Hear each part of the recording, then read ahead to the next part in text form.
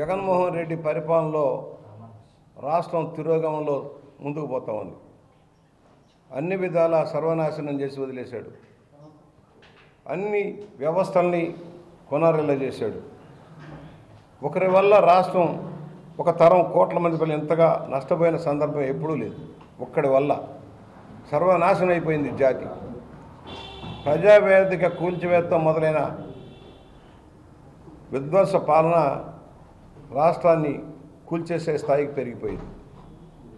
ఇవాళ ఏ రంగం చూసినా తీవ్రంగా నష్టపోయింది. రైతుకు ఉరేశాడు, ఇరిగేషన్ బలి చేశాడు. రోజుకి 3 ఆత్మహత్యలు చేసుకుంటున్నారు రైతాంగానికి సహకారం లేదు.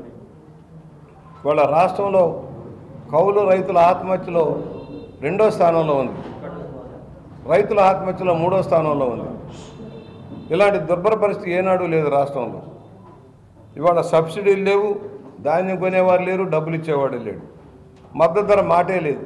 రైస్ మిల్లుల దయాదాక్షిణ్యం, వైఎస్ఆర్ పార్టీ నాయకుల దోపిడీ, దీని పర్యవసానంగా రైతాంగం కొనారెళ్ళిపోతుంది.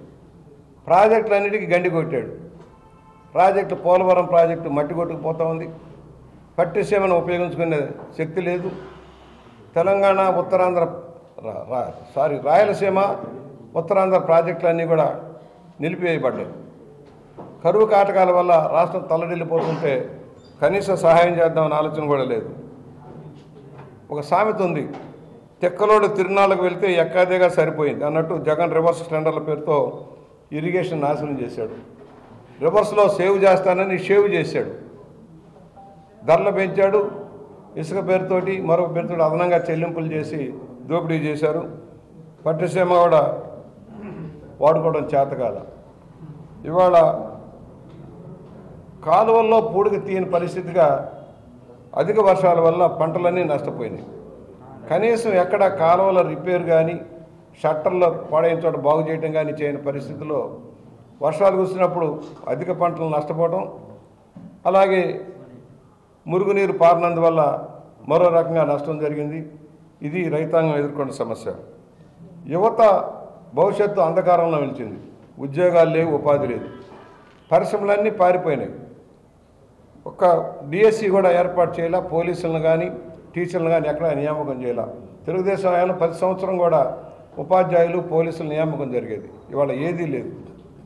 కనీసం తాత్కాలికంగా పనిచేసే సిబ్బందికి జీతాలు కూడా ఇవ్వని దౌర్భాగ్య స్థితి. ఇది ఇక్కడ తెలుగుదేశం ఆయన పరిశ్రమలు తెస్తే జగన్ మాఫియా గంజాయి తెచ్చింది. పెట్టుబడులు మనం తెస్తే టెర్రరిజం వల్ల కంపెనీలు పారిపోయినాయి. ఉద్యోగాలు తెచ్చాం, జగన్ గంజాయి తెచ్చాడు, మత్తు పదార్థాలు తెచ్చాడు. టీచర్ ఉద్యోగాలు, పోలీసు ఉద్యోగాలు మనం ఇస్తే ఈయన వాలంటీర్ ఉద్యోగాలు ఇచ్చానంటాడు. ఇది దౌర్భాగ్యం. పన్నుల బాధుడు, రాష్ట్రంలో పన్నుల బాధుడు ఘోరంగా ఉంది. అన్ని రంగాల ప్రజలు కూడా పన్నుల తాకిడి తట్టుకోలేకపోతున్నారు. నిత్య జీవితావసర వస్తువుల రేట్లన్నీ పెరిగిపోయినాయి. 8 సార్లు కరెంటు ఛార్జీలతోటి ప్రజలు నడ్డిపెరిచాడు. ఇంటి పన్నులు, చెత్త పన్నులతోటి ప్రజల దుర్భర దారిద్ర్యంలోకి నెట్టబడుతున్నారు. గ్యాస్ రేట్లు పెరిగినాయి, పెట్రోల్ రేట్లు పెరిగినాయి, డీజిల్ రేట్లు పెరిగినాయి, రవాణా ఖర్చులు పెరిగినాయి. రాష్ట్రం రియల్ ఎస్టేట్ రంగం దగ్గర నుంచి కన్స్ట్రక్షన్ యాక్టివిటీ అంతా కూడా గాలికి కొట్టుకుపడిపోతా ఉంది. ఈ ముఖ్యమంత్రి సారథ్యంలో రాష్ట్రం ఇంత అరాచక ఆటక విధానాలు ఏనాడు లేవు. దీనికన్నా రంగుల పెచ్చ ఎలా ఉంటుందంటే, ఎవడికో పట్టిన బిడ్డను తెచ్చి నేనే తండ్రినని చెప్పుకునే దౌర్భాగ్య స్థితిలో ఉన్నాడు.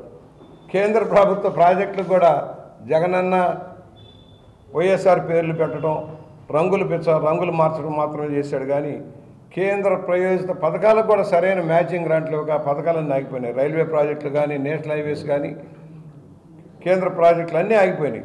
అదే ఇతర రాష్ట్రాలు ఉపయోగించుకొని చక్కగా ముందుకు సాగుతూ ఉంటే మన పన్నుల్లో మన వాటా వచ్చింది కూడా ఉపయోగించుకోవడం చేతకాల. 12 లక్షల కోట్ల రూపాయలు అప్పు తెచ్చి ఏం చేశాడో తెలియట్లే. గాలికి పోయే పేలపిండిలాగా ఉంది పరిస్థితి. ఇంత దౌర్భాగ్యం రాష్ట్రంలో ఏనాడు లేదు. ఆర్థిక క్రమశిక్షణ లేదు ఈ ప్రభుత్వానికి. సంక్షేమ ముసుగులో దోపిడీ. మద్యం మీద అప్పు తేవడం ఏంటి? సంపూర్ణ మద్యపాన నిషేధం అమలు చేస్తానని చెప్పిన వ్యక్తి సంపూర్ణ మద్యపాన నిషేధం అమలు చేయబోగా దశల వారీ మద్య నిషేధం అంటూ ఆదాయాన్ని పెంచాడు. 25,000 కోట్ల రూపాయలకు ఆదాయాన్ని పెంచాడు సాలీనా.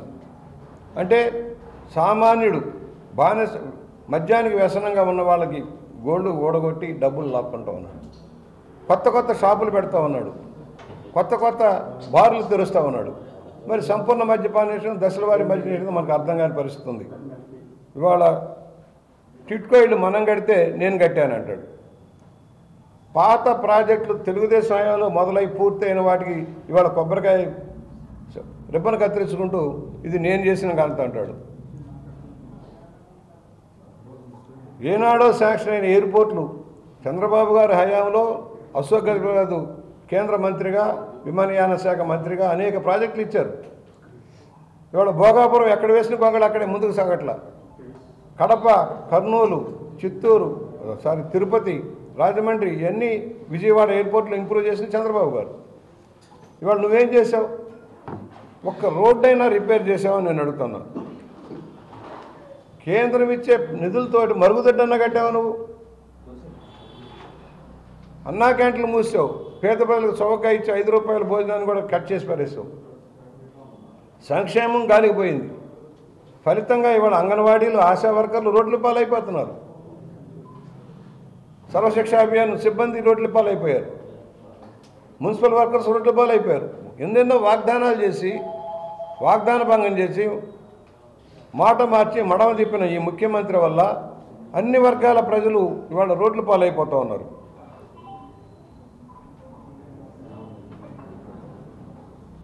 కేంద్రంలో దెబ్బలాడి ప్రత్యేక హోదా చేస్తానన్నావు.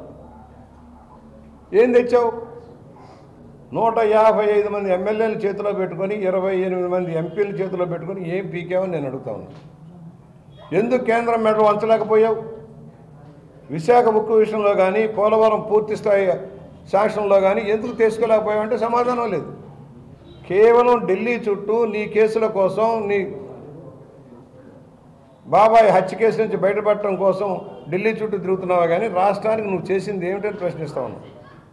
ఒక్క నిధైనా తెచ్చావా? అప్పు తెచ్చుకోవడానికి పర్మిషన్, రాష్ట్ర ప్రజల మీద పెనుభారం మోపుతూ అప్పులు తెచ్చుకోవడానికి కేంద్రం హాయిగా తాపీగా అనుమతిస్తే నీ ఇష్టారాజ్యంగా అప్పులు తెచ్చి తలసరి అప్పులు పెంచి ఏం ఉత్తరిస్తున్నావు రాష్ట్రాన్ని? ఒక విజన్ లేదు, ఒక ఆలోచన లేదు. ఏ విధంగా ముందుకు సాగాలి, రాష్ట్రాన్ని ఏ విధంగా అభివృద్ధి చేయాలి? రాజధాని లేని రాష్ట్రం ఏదైనా ఉందంటే ఆంధ్రప్రదేశ్.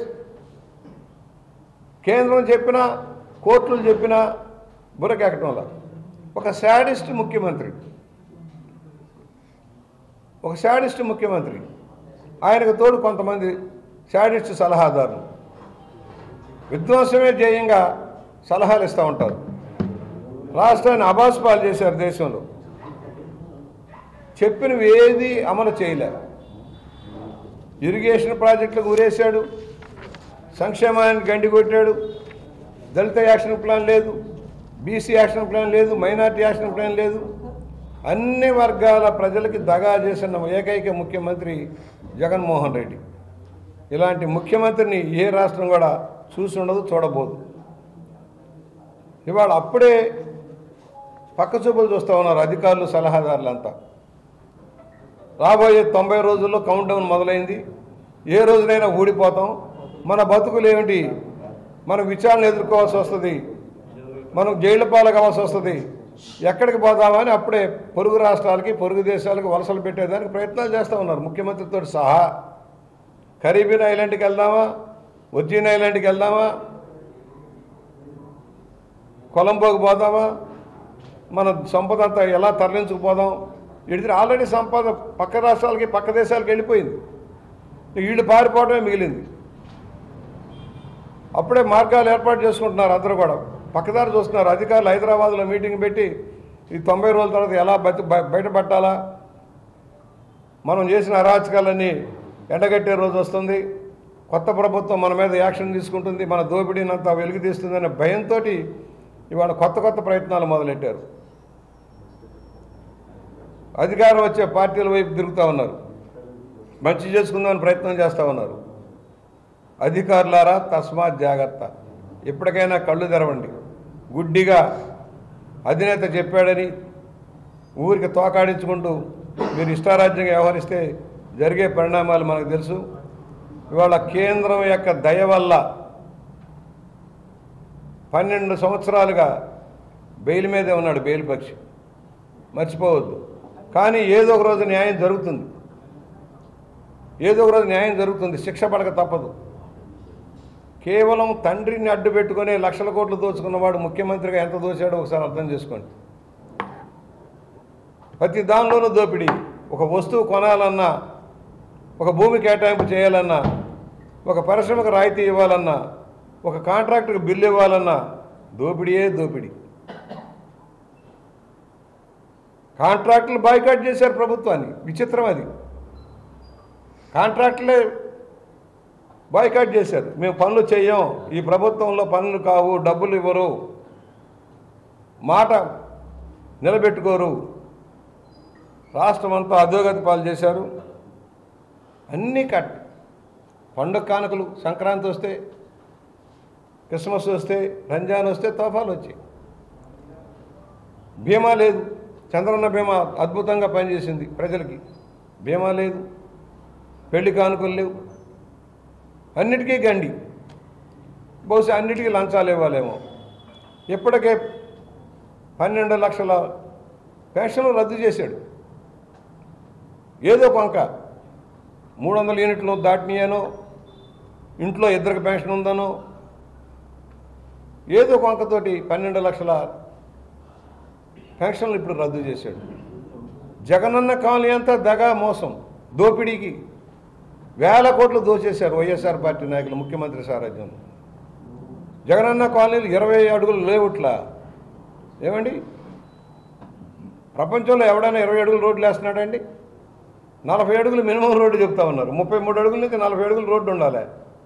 20 అడుగుల్లో కాలువల పోతే ఎంత అండి? అసలు ఆటోలైనా ఎదురెదురు వస్తే వెళ్తాయా?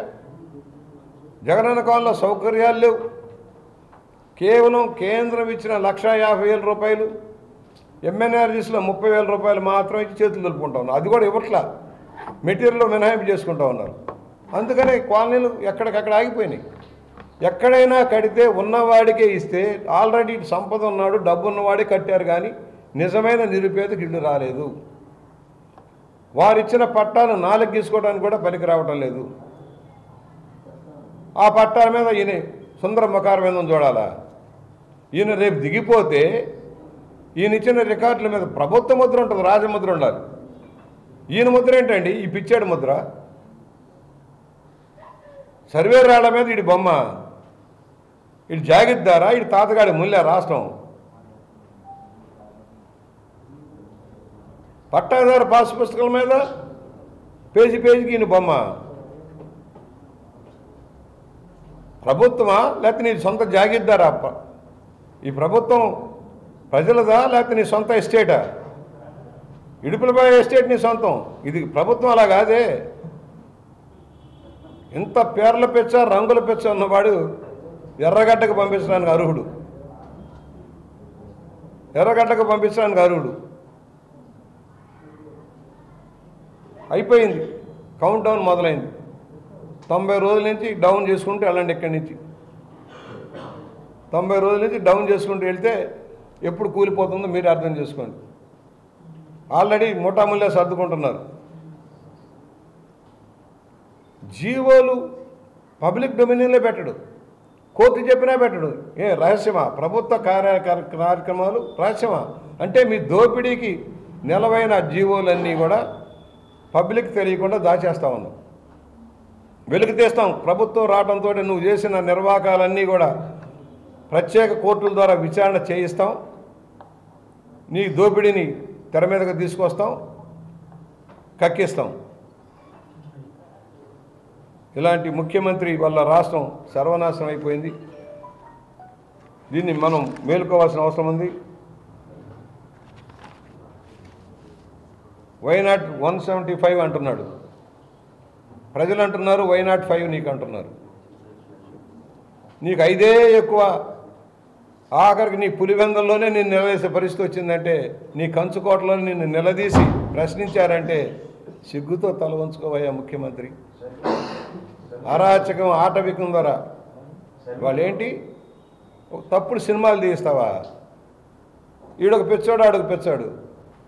ఒక సినిమా వేస్తేనే ప్రభుత్వం గొప్పదైపోద్దా? ఈ నాయకుడిని పొగిడినంత మాత్రం గొప్పవాడైపోద్ది ఇన్ని తప్పులు చేసిన వాడికి. ఇలా రామారావు గారి మీద చేశారు, ఏమైపోయారు? ఎన్టీ రామారావు గారి సినిమాలు తీసినంత మసి అయిపోయారు.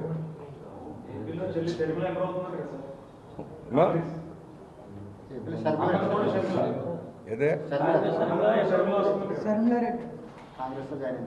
సరే, వాళ్ళ కుటుంబ వ్యవహారం. ఆమె కాంగ్రెస్లో నుంచి వచ్చింది, కాంగ్రెస్లోకి వెళ్ళింది. రేపు కాంగ్రెస్ని బతికించుకోవడం కోసం ప్రయత్నం చేసుకుంటారు. ఏ రాజకీయ పార్టీ అయినా తను బలపడాలని చూసుకుంటుంది. మేము తప్పుపడటం. రాష్ట్రంలో బీజేపీ పరిస్థితి, కాంగ్రెస్ పరిస్థితి ఒకే రకంగా ఉన్నాయి. వాడిని బలపెంచుకోవడం కోసం వాళ్ళ ప్రయత్నాలు చేస్తారు. మనం దాని గురించి మేము తప్పు పట్టడం లేదు. కాంగ్రెస్ని బలపరచడానికి అండి, వైసీపీని బలపరచడానికి వచ్చిందండి. నేను హర్ష్ కుమార్ కామెంట్ చేశాను. అది అసలు గొడవ ఆస్తుల దగ్గర మొదలైంది. ఆస్తుల దగ్గర, పదవుల దగ్గర గొడవలు మొదలైనవి. సరే, ఏదో ఒక రూపేణా వార్తల్లోకి వస్తూ ఉన్నారు కదా. బలగం ఎంత ఉందా లేదా అని మనకు అనవసరం. కానీ కాంగ్రెస్ పార్టీ హక్కును చేర్చుకుంది. ఇప్పుడు చూద్దాం ఏమవుతుందో. అరుణాచల్ గేమ్ ప్లాన్ అంటే ఏ గేమ్ ప్లాన్ అయినా రేపు వైఎస్ఆర్ పార్టీ నుంచి ఉక్కపోతలో ఉంది. వైఎస్ఆర్ పార్టీ ఉక్కపోతలో ఉంది. దాని నుంచి బయటపడటం కోసం నాయకులు ప్రయత్నం చేస్తూ ఉన్నారు. ఏదో ఒక దారి కావాలి. తెలుగుదేశంలో గేట్లు మూసేసి ఉంటే ఎట్లాగా, లేకపోతే జనసేనలో ఖాళీలు ఉంటే ఎలాగా, లేకపోతే కాంగ్రెస్ అంటే ఆ పక్కన ఏదో ఒక మనుగడ ఉండాలి. రాజకీయ నాయకుడికి ఏదో ఒక మనుగడ ఉండాలి. కనుక ఒక ప్రయత్నం జరుగుతుంది.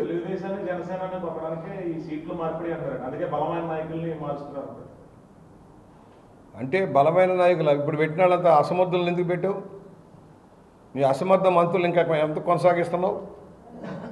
అసమర్థులు, అవినీతి పరులు అయిన నీ మంత్రుల్ని ఇంకా ఇప్పుడు వేరే చోట్ల పెడుతున్నావు, ఎందుకు కొనసాగిస్తున్నావు? అలాంటప్పుడు అసలు ప్రజలు అంటున్నారు నువ్వే అసమర్థుడివి, చేతగానివాడివి, దద్దమ్మవి, అవినీతి పరుడివి, నిన్ను తొలగించాలని ప్రజలు అనుకుంటున్నారు.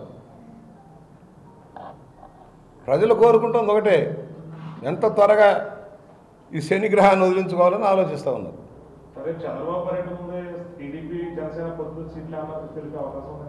ప్రయత్నం చేస్తున్నారు, చర్చలు కొనసాగుతాయి. అది పార్టీ అధిష్టానం చూసుకుంటుంది. ఇప్పుడే మనం ఏమా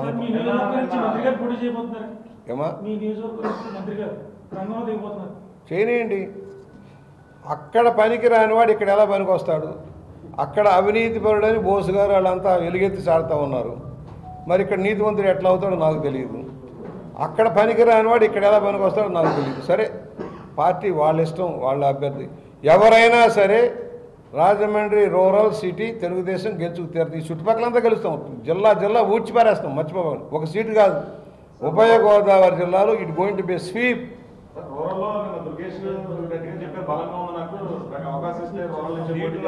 సరే, ఆశించడంలో తప్పులేదు తమ్ముడు.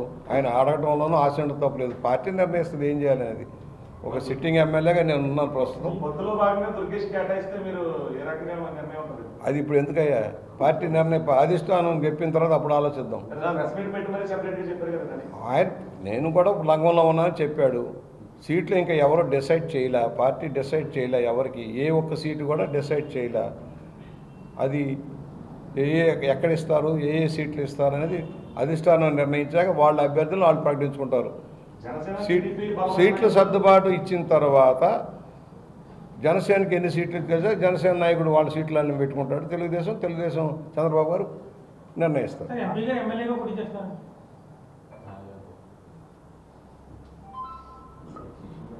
చూద్దాం, ఓ ప్రయత్నాలు చేస్తూ ఉన్నారు. అది కాదు ఇది కాదు అది అని. సిట్టింగుల మీద చంద్రబాబు నాయుడు గారు గతంలో ఇచ్చిన హామీకి ఇప్పుడు పొత్తుల తర్వాత ఉండే హామీకి సంబంధం లేదని క్లారిటీ ఇస్తారు. ఎవరు ఇచ్చారు? కందులు దుర్గేష్ గారు ఎవరు చెప్పడానికి? అది మా పార్టీ నిర్ణయం, మా పార్టీ అధ్యక్షుడి నిర్ణయం. దుర్గేష్ గారు నేను కాదు చెప్పేది. అంటే అప్పుడు చంద్రబాబు ప్రకటించిన సిట్టింగ్ ఎమ్మెల్యేలు కాదు, ఇప్పుడు నిర్ణయాలు మారుతాయి పొత్తుల తర్వాత అనేది కూడా ఆయన చేశారు. సరే, సతీష్ గారు అది ఆయన ఆలోచన. దుర్గేష్ గారు ఆలోచన. దుర్గేష్ గారికి సీటు కావాలని కోరుకోవడంలో తప్పు లేదు, ఆశించడంలో తప్పు లేదు. మా పార్టీ నిర్ణయం మాది. మా పార్టీ హామీలు మా పార్టీని నెరవేర్చుకోవాల్సిన బాధ్యత మా పార్టీ అధినాయకత్వం మీద ఉంటుంది. దర్శల్ పార్టీల కోసం పొత్తులో భాగంగా త్యాగాలు చేయడానికి సిద్ధం కావాలంటే కూడా ఇరు నేతలు మాట్లాడుతున్నారండి. త్యాగాలు సిద్ధంగా ఉన్నారనుకోవచ్చు నియోజకవర్గంలో సీనియర్ నేతలంతా. చాలా చోట్ల టీడీపీ ఉన్న చోట జనసేన సీనియర్ నేతలు ఉన్నారు, అలాగే టీడీపీ సీనియర్ నేతలు ఉన్నారు. త్యాగాలకు సిద్ధం ఉన్నారు. ఒకటి మీరు మర్చిపోతున్నారు, ఒక బలమైన శక్తి తెలుగుదేశం, ఒక బలీయమైన శక్తి తెలుగుదేశం. మర్చిపోకండి. ఓట్ బ్యాంక్ విషయంలో కానీ క్యాడర్ విషయంలో కానీ బలమైన శక్తి. మిత్రపక్షంగా జనసేన సపోర్ట్ చేస్తూ వచ్చింది. పవన్ కళ్యాణ్ గారు కలిశారు. దాని విభేదాలు అక్కర్లేదు. ఎన్నెన్ని సీట్లు ఇస్తారు, ఎక్కడెక్కడ ఇస్తారు అనేది ఇద్దరు నాయకులు నిర్ణయిస్తారు. కనుక స్థానిక నాయకులు ఎవరు, నేను మాట్లాడినా, నువ్వు మాట్లాడినా, ఇంకొకరు మాట్లాడినా ఇమ్మెటీరియల్. ఇవన్నీ పార్టీ అధిష్టానం ఇద్దరి మధ్య చర్చలయ్యాక సర్దుబాట్ల గురించి మాట్లాడాక వాళ్ళు అనౌన్స్ చేస్తారు. అప్పటిదాకా మనం కంగారు పడాల్సిన అవసరం లేదు. నేను ఇంకోటి అంటున్నా, ఆశించడంలో అడగడంలో తప్పులేదు. అలాగే వైఎస్ఆర్ పార్టీ వాళ్ళ ప్రయత్నాలు వాళ్ళు చేస్తారు.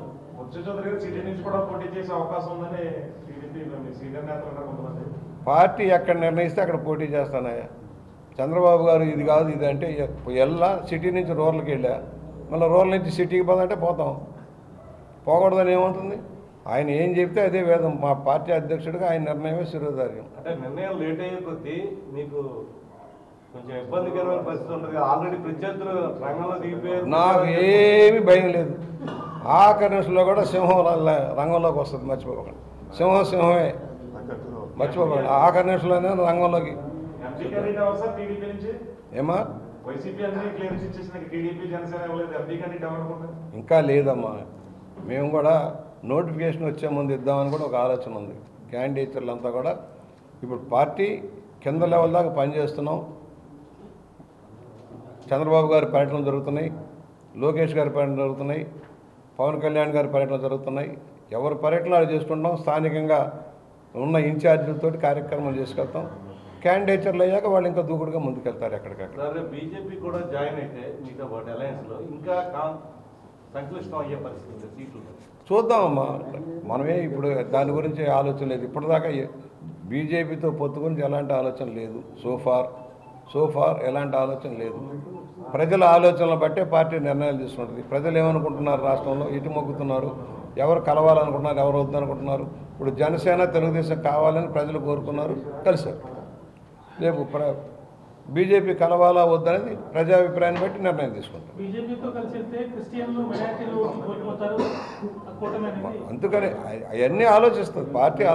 పార్టీ అన్ని వర్గాల యొక్క ప్రజల యొక్క ఆలోచన సమాహారం చేశాక నిర్ణయం తీసుకుంటుంది. ఇది ప్రస్తుతానికి తెలుగుదేశం జనసేన పొత్తు కావాలని, ఈ రాక్షసును సాగనంపాలని ప్రజలు కోరుకున్నారు. అది సాధ్యమైంది.